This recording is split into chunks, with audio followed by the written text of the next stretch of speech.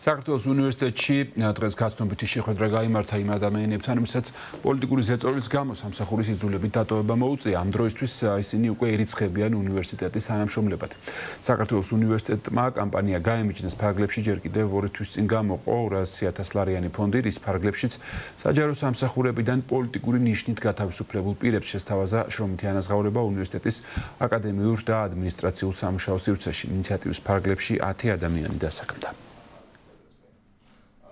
საქართველოს უნივერსიტეტი ახორციელებს პროექტს გაემიჯნე, რაც გულისხმობს იმ საჯარო მოხელეების, მოსამსახურეების დასაქმებას საქართველოს უნივერსიტეტში, ვისაც მოუწია დატოვება თანამდებობით, ვისი გათავისუფლებაც მოხდა.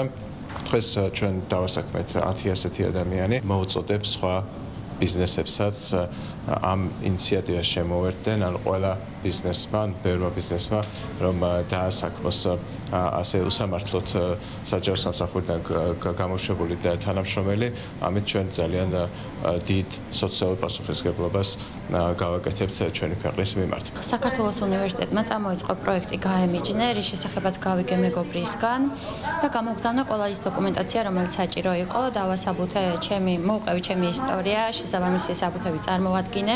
საქართველოს უნივერსიტეტის პროექტი არის ძალიან მნიშვნელოვანი ჩვენთვის, იმიტომ რომ ჩვენი შესაძლებლობები განვახორციელოთ, არ დავჩეთ შემოსავლის გარეშე და ის რესურსი, რაც გვაქვს, მოვახმაროთ კარგ საქმეს. გაჩნდა ისეთი სივრცე, სადაც თავისუფლებას და ალბათ გამოხატვის უფლებას ემენ პატივს რეალურად.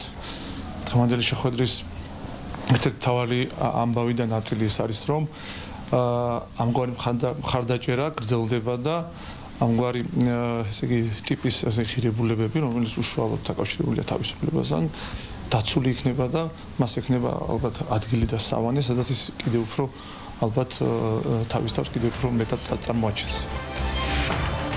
ასეთი იყო ახალი ამბები ამ დროისთვის. საღამოს 9 საათზე თქვენ წინ მთავარი საინფორმაციო